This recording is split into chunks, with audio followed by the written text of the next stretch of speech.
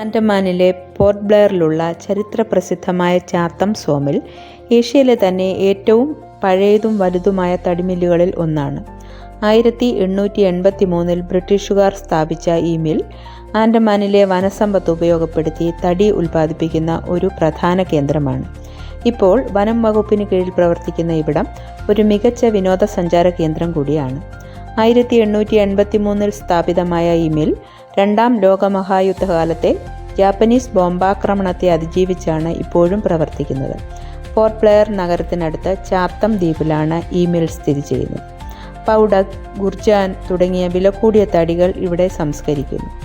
തടിയിൽ തീർത്ത മനോഹരമായ ശില്പങ്ങളും അലങ്കാര വസ്തുക്കളും ഇവിടെയുണ്ട്.